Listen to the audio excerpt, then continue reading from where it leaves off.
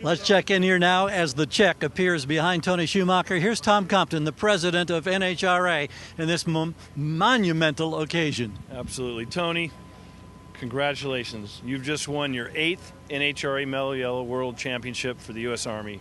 Congratulations. Thanks, man. Outstanding.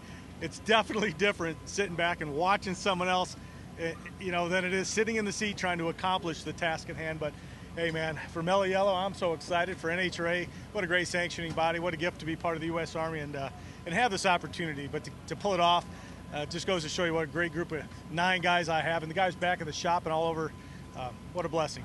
Tony, when you look back and reflect on 8 championships now, what's going to make this one special?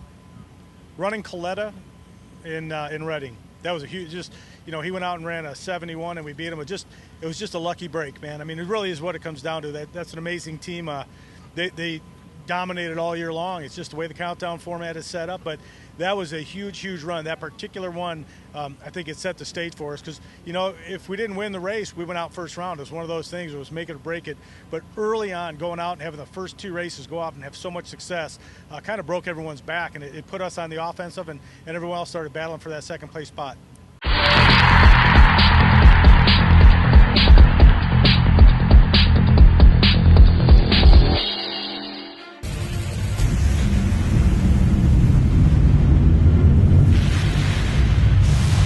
We want to win every race. We're definitely not out there, not trying. We're just forcing certain issues. We knew we had to make a 6-disc clutch program work, and we didn't revert back to a 5-disc, and that's what won us the championship. Well, I think regular season, Coletta had the car, man. I mean, he had a dominant, phenomenal car, and as we all were thinking, if he can maintain, they're going to be leading this point deal, and we all said the same thing. Very seldomly does a car lead from the beginning to the end.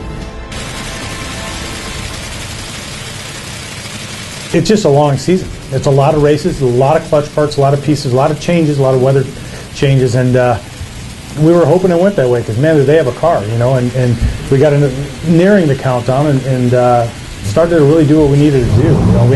Even Epping, we went out and won Epping, we won Vegas before that. Indy with the shootout, it was fantastic to go out and win that money, but it was a letdown to get beat going into the countdown, not as the points leader in 4th place, but they take all the points away. I mean, that's what the rule book says it's going to do. And we want to win every race. We're definitely not out there, not trying.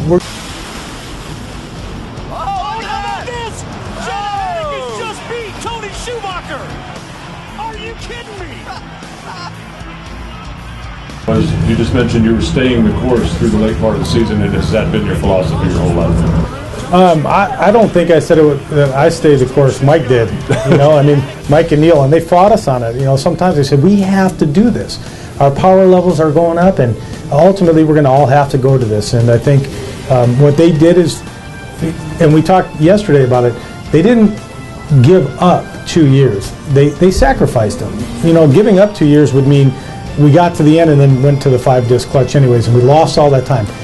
They stuck with it, and it did what they hoped. And for us, for me and my dad, and all of us, we questioned it at some point. At some point, you're like, man, I just got to win something. We're used to it.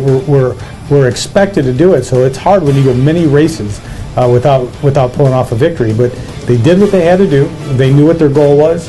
I drive the car, and I don't question them. I can have those thoughts in my mind and wish, we could go out and win one, but I trust in what they do.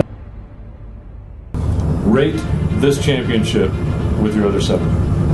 Outstanding. God, there's so many different ways. The first year, we won it by winning 1 race, and I didn't even know how to.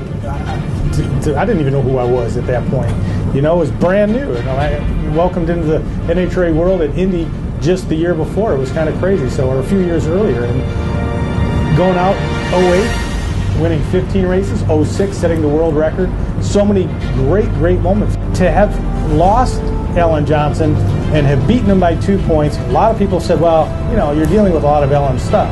You still have this tune-up, you just got a new guy tuning it. So to go a few years, change everything. Everything's different.